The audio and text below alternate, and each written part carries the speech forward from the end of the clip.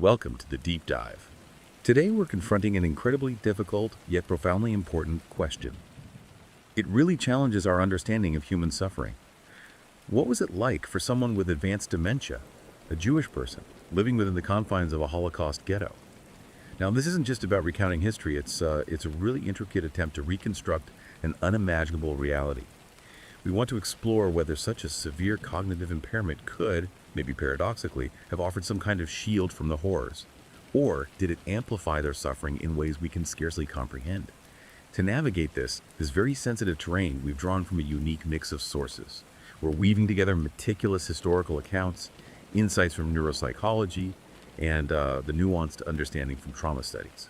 Our mission in this deep dive really is to bring to light an often overlooked dimension of victimhood, honoring a population whose voices were doubly silenced, first by the atrocities and then by the cruel progression of their own condition. It's vital that we approach this with both rigor and event sensitivity. We're not just looking at historical facts in isolation. We're integrating them with clinical knowledge of how the human brain functions or, profoundly alters under the extreme conditions of dementia, and how trauma fundamentally reshapes that internal landscape. This multifaceted approach is essential. It allows us to delve into a dimension of suffering that, for too long, has remained in the shadows. It forces us to ask, how do we even begin to grasp an experience where the internal world is fractured while the external reality is, frankly, a living hell? There really are no easy answers here. Instead, this is a deeply researched, nuanced examination of unparalleled vulnerability. It's a crucial step, I think, toward ensuring a more comprehensive and empathetic remembrance for all victims of the Holocaust. Absolutely. And to truly understand that subjective experience, the experience of someone with advanced dementia in this context, we first need to vividly set the stage. We have to immerse ourselves in the brutal, unrelenting reality of daily life within those Holocaust ghettos. So when Nazi Germany occupied Poland in 1939, it swiftly implemented policies of forced segregation. They systematically incarcerated Jewish populations into these designated urban districts. And these weren't temporary holding pens or just overcrowded neighborhoods. From the very beginning, the scale was immense. When we think of the Warsaw Ghetto, at its peak, it interned nearly 500,000 Jews. 500,000. That made it the largest in all of Europe. Or in Lodz, another major industrial city, 164,000 Jewish men, women, and children were confined. These were entire communities just uprooted and imprisoned. And what's profoundly chilling and so important for our discussion today is that the nature of these ghettos wasn't static. Their purpose morphed quite dramatically over time. Initially, the Germans presented them as a means of isolation and containment designed to exploit Jewish labor, confiscate their property. But by late 1941, early 1942, something far more sinister emerged. These became what historians chillingly call Holocaust ghettos. They were no longer meant to sustain life, not even meagerly. Instead, they transformed into direct instruments for the Nazis' so-called Jewish question. They became brutal tools for systematic destruction. This meant mass shootings, or the forced deportation of entire populations to extermination camps like Chelmno. Can you just imagine trying to comprehend that fundamental shift? That escalating horror from deprivation to outright extermination when your cognitive abilities are already severely compromised. The dynamic, ever-worsening nature of the ghettos makes understanding the experience of someone with advanced dementia even more critical. Their profound inability to grasp this escalating danger, this existential threat, would surely have amplified their confusion and terror, rather than providing any kind of protective buffer. You're right. The sheer systemic nature of it is crucial. These conditions weren't just harsh by accident. They were a calculated, meticulous form of violence, designed specifically to cause death through starvation, disease, and dehumanization, long before the gas chambers even became the primary method. For someone already struggling with their perception of reality, this daily environment would have been a relentless, inescapable assault, a constant barrage on their senses and their fragile internal world. Let's really try to unpack what that daily assault looked like. For everyone, yes, but especially for the most vulnerable. Okay, first, consider the appalling overcrowding and the utterly unsanitary conditions. These ghettos were engineered to cram vast numbers of people into severely congested areas. Often old, dilapidated neighborhoods lacking any semblance of basic infrastructure, electricity, sanitation, you name it. The statistics are truly staggering. The Warsaw Ghetto, by April 1941, reached a population density of 146,000 people per square kilometer. 146,000 per square kilometer. Right. To put that into perspective, imagine an average of 8 to 10 people, your entire family, maybe extended family too, crammed into a single, often tiny room. 8 to 10 people. Yes, no privacy, no personal space whatsoever. Jewish residents were only permitted to bring minimal personal belongings, plunging them into immediate, abject poverty and social disadvantage.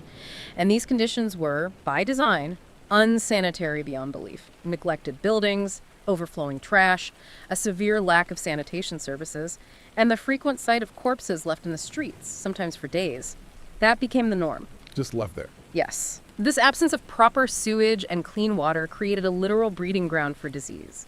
Illness became an inevitability, not an exception. The crucial insight here is that this baseline of unbearable conditions was the starting point for everyone. For someone already losing their grip on reality, it was an immediate, overwhelming sensory overload of human misery and decay.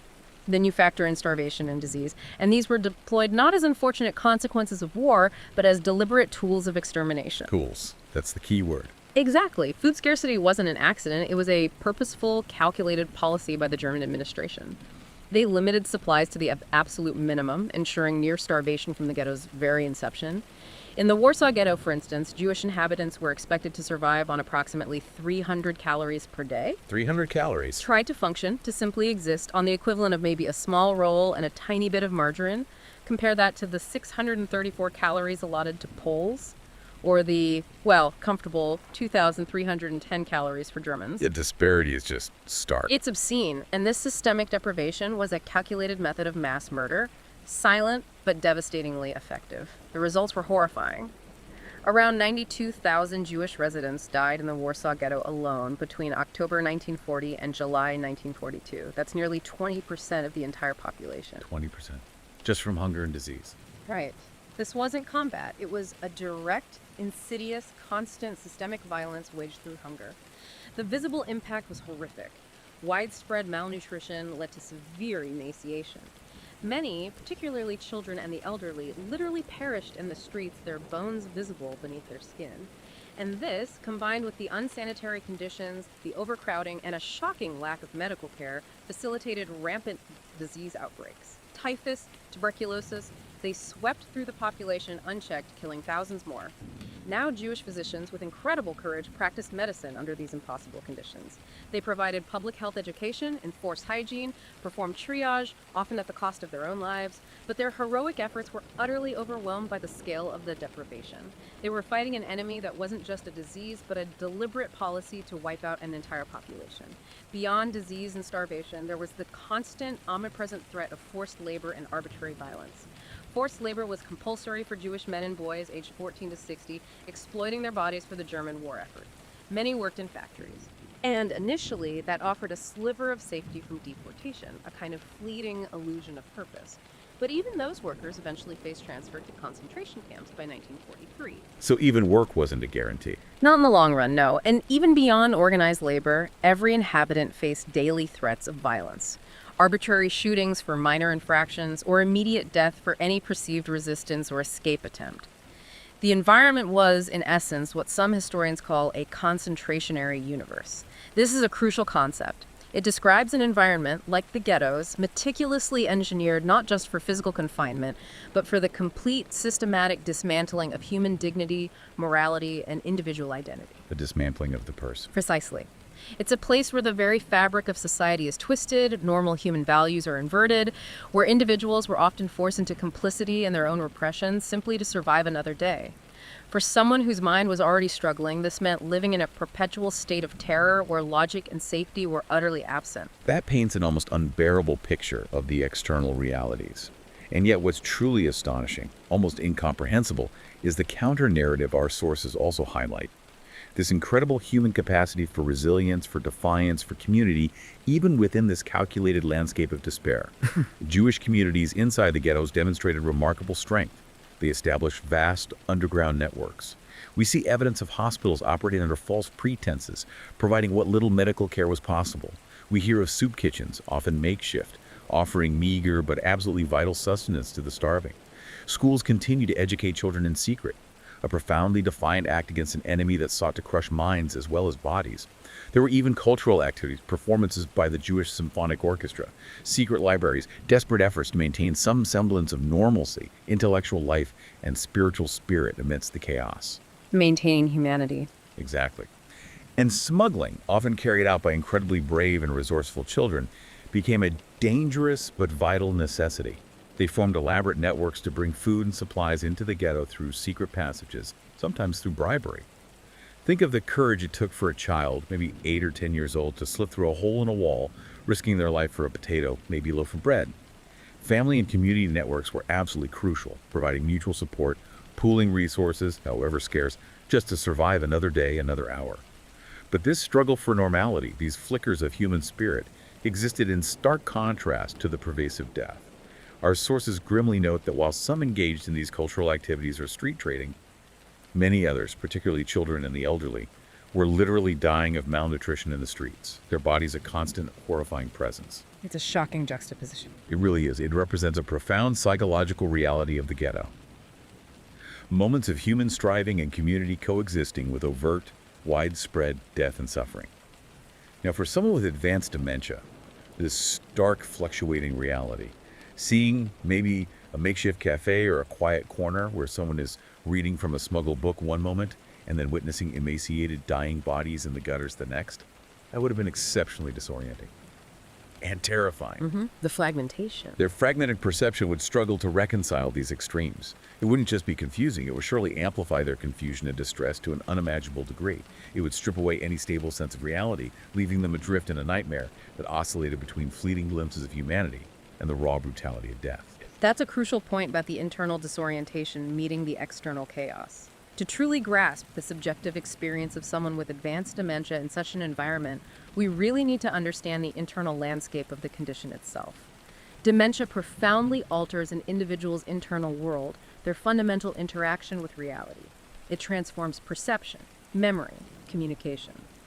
So, this leads us to consider, how does a brain struggling with these fundamental processes cope with an environment where misperception or an inability to communicate can have life or death consequences, where every moment is a test of survival?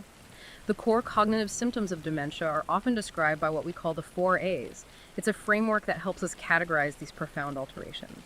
First, we have amnesia, or impaired memory. This is the hallmark symptom, right? It affects short-term memory first, meaning recent events, names, faces are quickly forgotten. As the disease progresses, it impacts long-term and even autobiographical memory, the story of one's own life. Your sense of self. Exactly. The crucial insight here is that this leads to repetitive questioning, a decreasing sense of self, and a horrifying inability to retain recent events. Imagine being unable to remember a beating from 5 minutes ago, only to be subjected to another, or to see a loved one die and forget it just as quickly. It makes it impossible to learn from daily horrors, or even to comprehend that they are recurring. It traps the individual in a perpetually new yet terrifying moment. Second is apraxia. This describes impaired movement and the ability to perform tasks.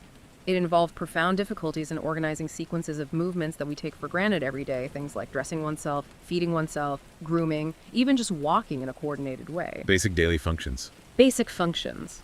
This leads to significant dependency on others for basic self-care. The crucial insight here is that in a ghetto, where self-sufficiency was often the thin line between survival and death, apraxia transformed daily necessities into insurmountable barriers.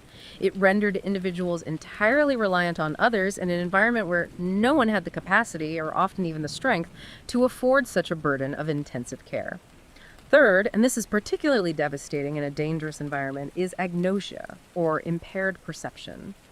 Individuals with agnosia experience difficulties recognizing familiar objects, colors, shapes, sounds, and even familiar persons. Like recognizing faces. Yes, even loved ones. And it's crucial to understand this isn't simply a mistake or a visual impairment, it's a fundamental neurological distortion. Imagine your brain's internal label maker for objects and faces has gone haywire. Damage to brain regions responsible for visual data interpretation and object recognition means that benign stimuli like shadows flickering on a wall, a piece of furniture in a dim room, or even the face of a loved one can be misinterpreted as troubling or threatening figures. So, in an environment like the ghetto, already overflowing with real and terrifying dangers, This neurological vulnerability would mean that even innocuous stimuli could be perceived as profound, immediate threats. It would greatly amplify fear and distress. Their reality would transform into a constant hallucinatory nightmare where their own mind was actively producing threats on top of the real ones. And finally, we have aphasia, or impaired language. This involves profound difficulties with both speaking and comprehending speech. Individuals may struggle desperately to find words, often using circumlocutions, sort of talking around the word they want, or paraphrases or repeating phrases. Difficulty communicating needs. Exactly, and understanding others. They require prolonged time to understand what has been said to them or to formulate answers. As verbal communication breaks down, nonverbal communication, like gestures and tone, often becomes their primary, albeit limited, means of interaction. The critical implication here is that this would make it nearly impossible for them to follow complex instructions from guards, to communicate their basic, desperate needs like hunger or pain, or to understand the increasingly complex and terrifying realities unfolding around them. This would lead to increased vulnerability, perceived non-compliance, and potentially dire consequences in an environment where misunderstanding could mean death. That illuminates the internal struggle so powerfully. And it's important to remember, as our sources tell us, that despite this severe cognitive decline, individuals with advanced dementia often retain significant sensory and perceptual awareness. They are acutely capable of differentiating between pleasant and unpleasant experiences. And it's not always a complete black box. Apparently, moments of lucidity can occur, sometimes unexpectedly. They might suddenly show flashes of understanding, memory, care, implying some intermittent awareness of their surroundings. Fleeting moments. Right. But then, the fog would descend again, perhaps even more confusing given that brief clarity. This means that while their cognitive understanding is profoundly fractured, their emotional and physical suffering is acutely and intensely felt. Living with advanced dementia involves immense suffering, pervasive physical pain, constant bodily distress from hunger, thirst, cold, illness, and a host of debilitating neuropsychiatric symptoms. We're talking about overwhelming apathy, debilitating depression, intense irritability, severe agitation. Delusions and hallucinations are common, and in the ghetto environment, these would merge inextricably with an already terrifying reality, blurring the lines between internal torment and external horror. An impossible situation. Totally. Emotional reactions tend to dominate their responses. Individuals may exhibit intense, overwhelming reactions, anger, profound fear, inconsolable sadness that appear wildly disproportionate to the situation, often stemming from an internal uncertainty, unmet needs, or those terrifying misperceptions we just discussed with agnosia.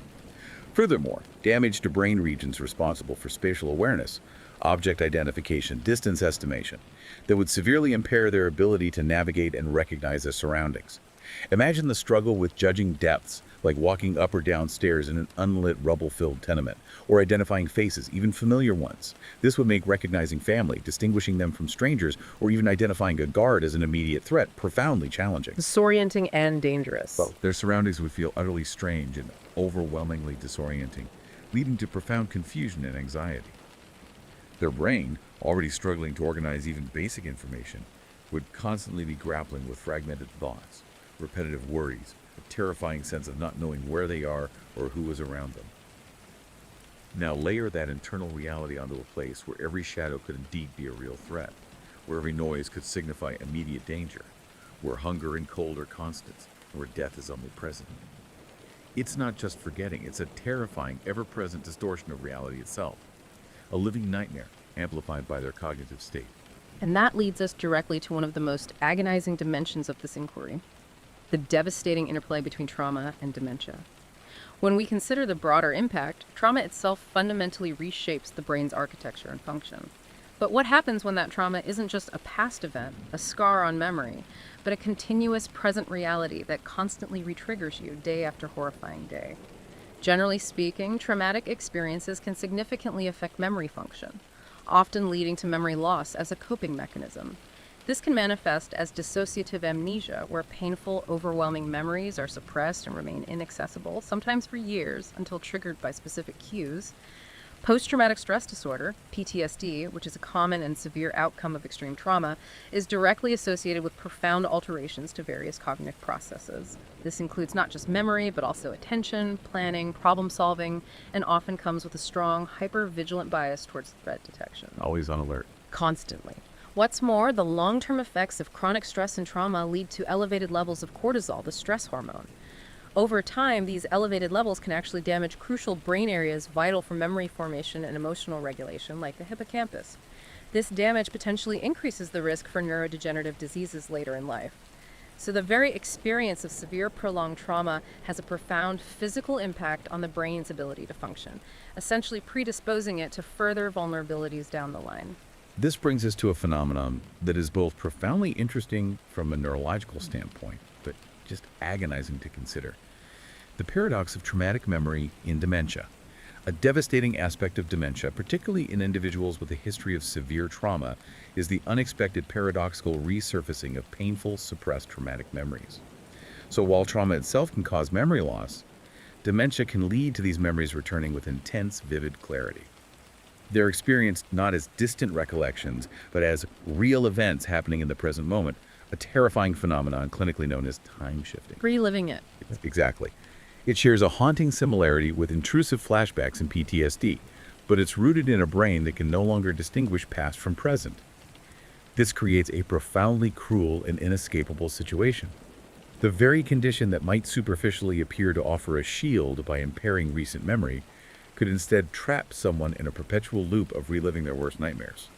They're utterly unable to distinguish past from present. Consider this specific heartbreaking illustration our sources mention. A person with advanced dementia in the ghetto might mistake a current caregiver, perhaps a kind fellow prisoner or a family member trying to offer comfort for a past persecutor, maybe a Nazi guard they encountered before. Oh, that's horrifying. They believe they are still in imminent danger from that individual, or that the atrocities of Kristallnacht, the night synagogues burned, or the brutal separation from their family during earlier roundups are happening to them right now in that very moment. This dynamic implies a unique and profound form of suffering, where the individual is perpetually trapped, reliving trauma, unable to escape the terrifying reality they perceive because their brain can no longer properly order time or discern the true nature of their surroundings. Their past becomes their agonizing, inescapable present. And the tragic amplification comes from the fact that the physical environment of the ghetto wouldn't just be a source of new trauma, it would be a relentless, inescapable activator of past horrors. It would keep the individual in a constant state of re-traumatization. The very air of the ghetto, so to speak, would have served as an inescapable, omnipresent trigger for any pre-existing or emerging traumatic memories.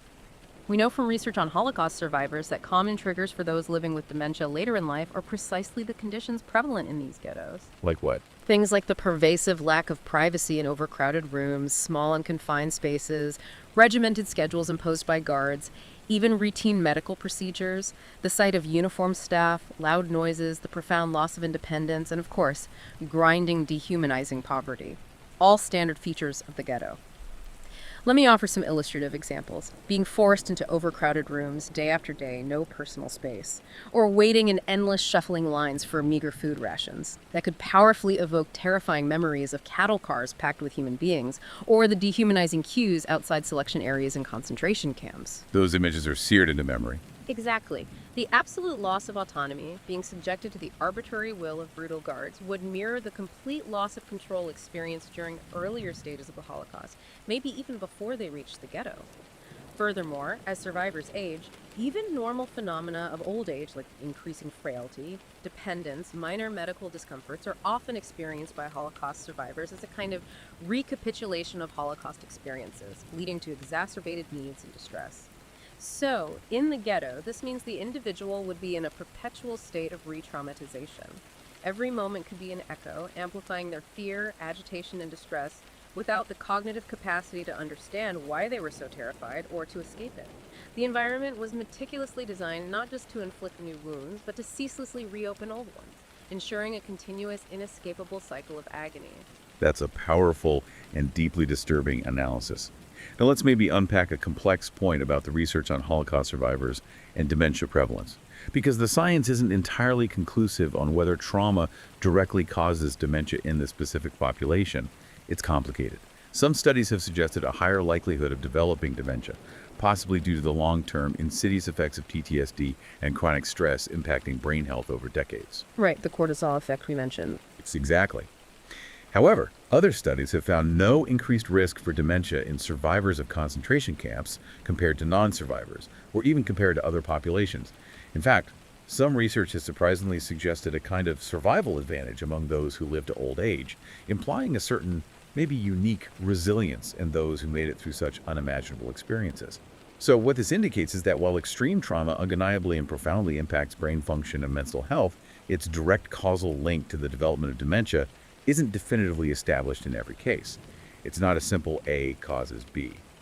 Therefore, for our deep dive today, the focus shifts slightly. It's not primarily about whether trauma directly caused dementia in these individuals in the first place. Instead, it's about the terrifying synergy, the devastating interaction of how pre-existing or emerging dementia interact with that intensely traumatic, unrelenting ghetto environment and those already deeply scarred memories. The intersection is key.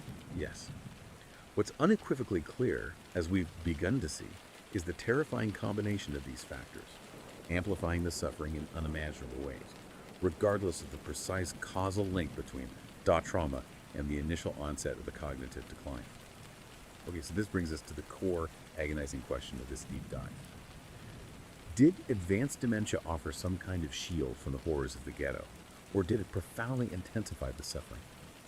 It's perhaps a natural human inclination when grappling with such darkness to theorize, or maybe even hope, that the cognitive impairments associated with advanced dementia might offer a degree of protection, a kind of mental shield from the full, overwhelming psychological impact of the ghetto's horrors. Let's explore these theoretical possibilities, but, with the understanding that they need rigorous examination against the evidence we have. First, consider impaired memory, amnesia. Short-term memory loss could theoretically mean that the immediate daily atrocities of the specific beatings, the arbitrary deaths witnessed, the constant presence of starving, dying bodies are not retained or consolidated into long-term memory. A person might forget yesterday's horror almost immediately. Sort of wiping the slate clean each day. Theoretically, yes. This theoretical lack of memory consolidation might reduce the cumulative psychological burden that a cognitively intact person would carry, maybe offering a fleeting reprieve from the horror. Second, altered perception through agnosia and aphasia. Difficulties in recognizing people or comprehending complex verbal commands might imply that the individual doesn't fully grasp the identity of their persecutors or the complete dehumanizing implications of the orders shouted at them.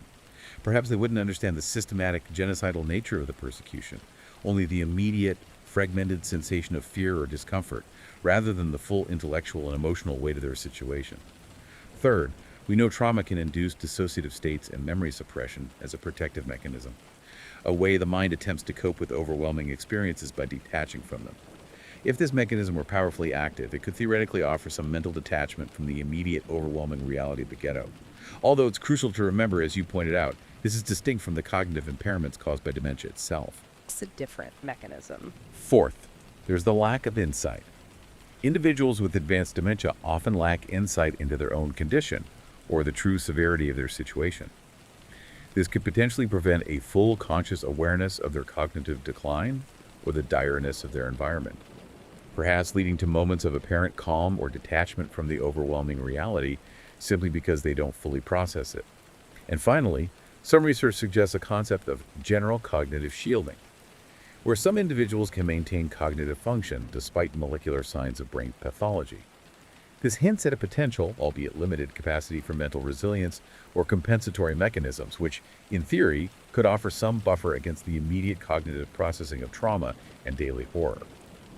So when looking at these individual impairments, one might maybe superficially think that some of them could offer a kind of mental shield, a way to escape the full psychological glow of the ghetto. But does the overwhelming evidence, when we really dig deeper, truly support that perspective? That's the critical question. And the answer, when we systematically dismantle this shielding idea, is, I believe, a resounding no. When someone can't escape their own mind and their mind is actively distorting an already terrifying reality, how can that not be a profound amplification of suffering? It seems counterintuitive. It does, initially, but it becomes clear. It's a double layer of agony, internal and external, constantly reinforcing each other. Despite those theoretical possibilities of shielding, the evidence overwhelmingly points to advanced dementia, making the experience of the Holocaust ghetto uniquely profound and agonizing. First, and perhaps most fundamentally, individuals with advanced dementia retain the capacity for physical pain, hunger, thirst, cold, and intense discomfort. The constant extreme physical deprivations of the ghetto, unrelenting starvation, rampant disease, brutally unsanitary conditions, relentless exposure to the elements, these would be experienced acutely and viscerally, moment by moment. The body still feels it. Intensely.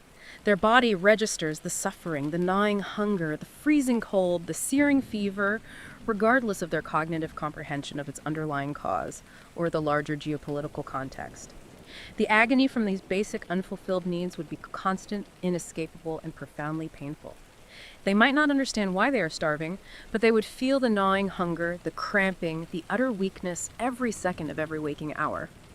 This alone, I think, refutes any idea of a meaningful shield.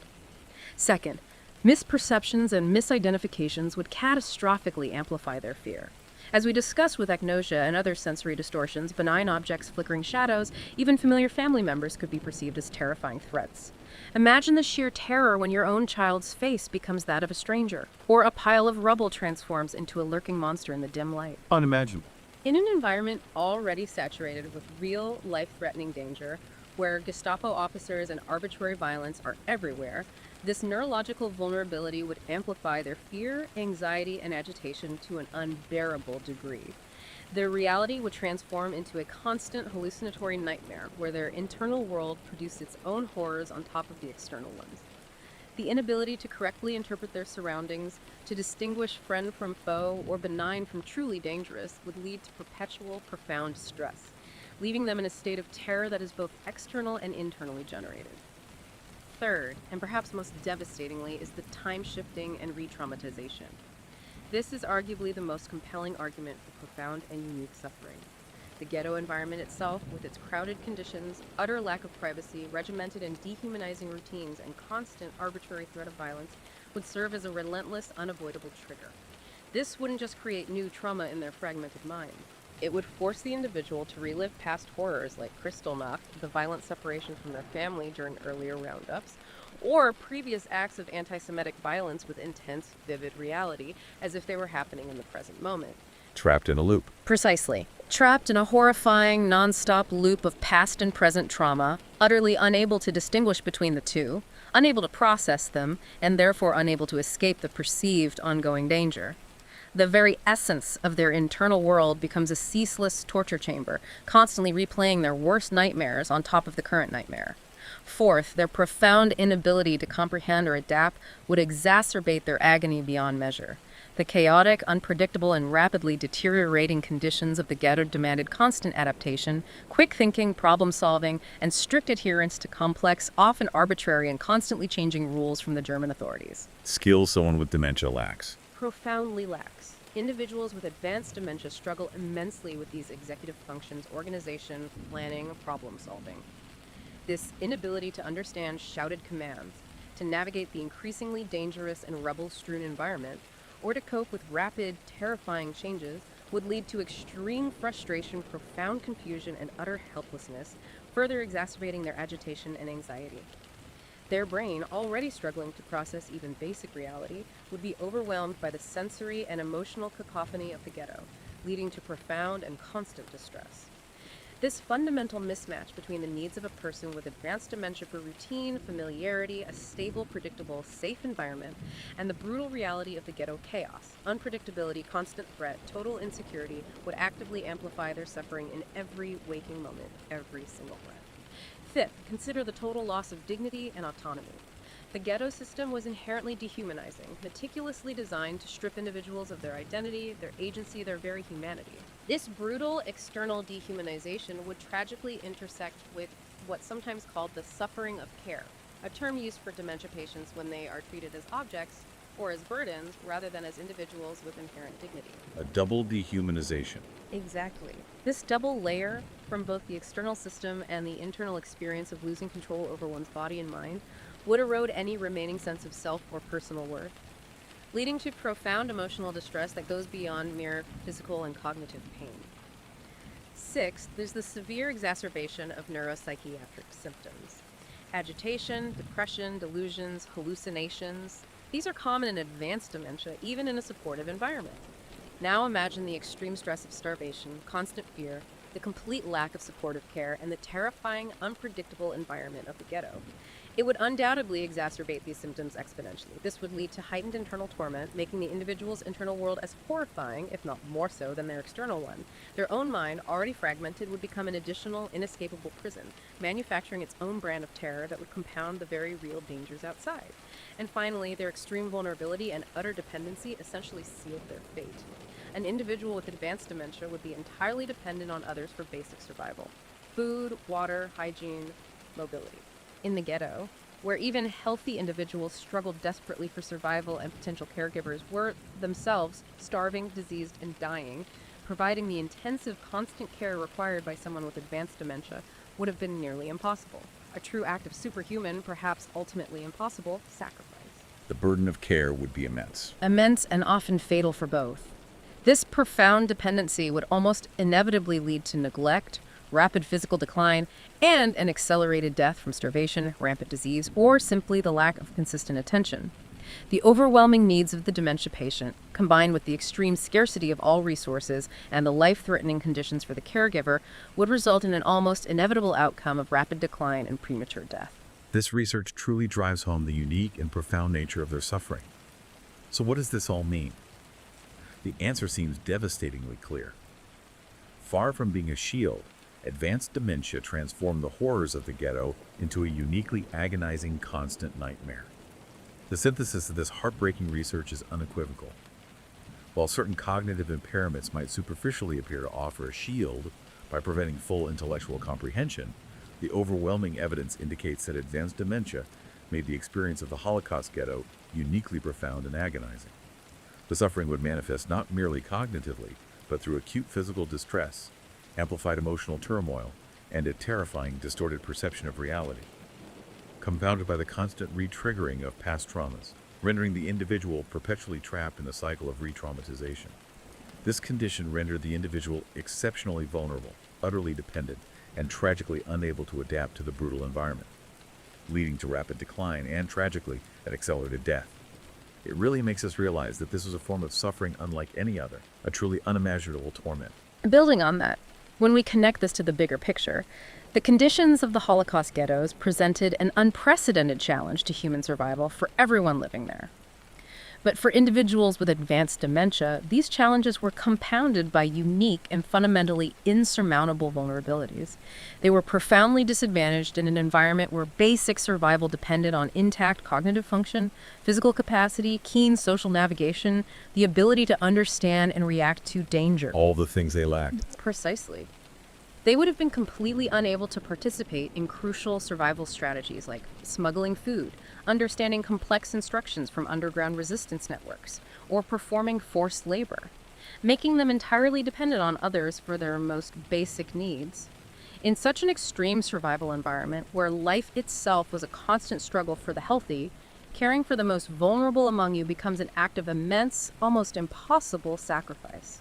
Given the extreme scarcity of resources, the desperate struggle for survival for all inhabitants, providing the intensive, constant care required by someone with advanced dementia, feeding them, cleaning them, protecting them, moving them would have been nearly impossible. Just finding the food alone. Exactly. Even healthy individuals succumbed rapidly to malnutrition and disease. For someone requiring assistance with eating, hygiene, mobility, rapid deterioration from starvation, disease, or outright neglect would be an almost inevitable outcome. The compounding burden of immense care needs, combined with the life-threatening conditions for the caregiver, truly highlighted the extreme, tragic vulnerability of individuals with advanced dementia. And yet, amidst all this crushing darkness, there's another layer that's incredibly striking. A testament, perhaps, to the enduring human spirit. Despite the overwhelming challenges and the near impossibility of providing comprehensive care, our sources do acknowledge the enduring human capacity for empathy and the profound bonds of family and community. The existence of these resilient family and community networks, the brave makeshift soup kitchens, the desperate efforts of Jewish councils within the ghettos. It suggests that some level of informal, compassionate care might have been attempted by loved ones, even at immense personal risk and sacrifice. Imagine a daughter, herself starving, trying to spoon a few drops of thin soup into the mouth of her mother, who no longer recognizes her face. Acts of profound love. Yes, these communal efforts, however meager in resources, aim to alleviate some of the worst effects of hunger and provide crucial mutual support. It speaks to the enduring human capacity for empathy and the profound bonds of family and community, even in the most dehumanizing circumstances where every fiber of society is trying to break it. While such heroic care could certainly not negate the horrors, it might have offered fleeting moments of comfort or familiarity for the individual with dementia. A tiny, defiant flicker of humanity in an otherwise absolute abyss. It's truly fascinating, isn't it? That persistence of care. While the experience of a person with advanced dementia in a Holocaust ghetto would be overwhelmingly negative, marked by profound, relentless suffering, the very existence of these fragile networks speaks to an inherent human drive.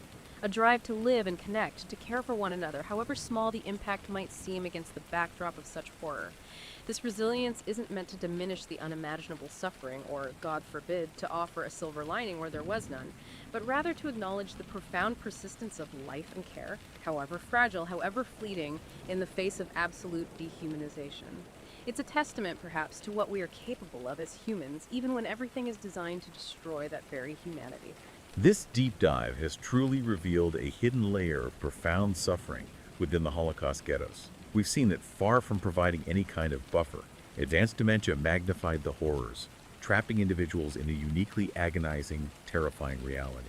We've explored how their retained sensory awareness meant they acutely felt the hunger, the cold, the pain, the physical degradation, while their cognitive impairments prevented any coherent understanding of the cause or duration of their torment.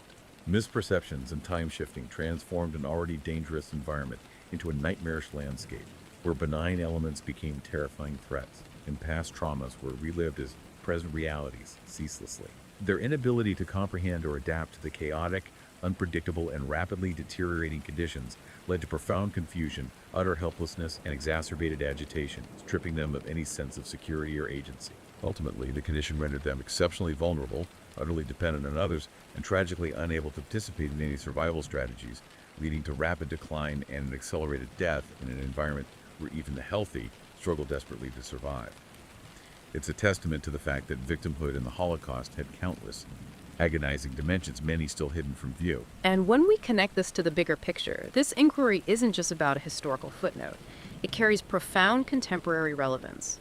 It underscores the critical need for continued interdisciplinary research to understand the full scope of human suffering during the Holocaust, including the experiences of its most vulnerable victims, those whose voices were lost not only to the atrocities but to their own fading minds.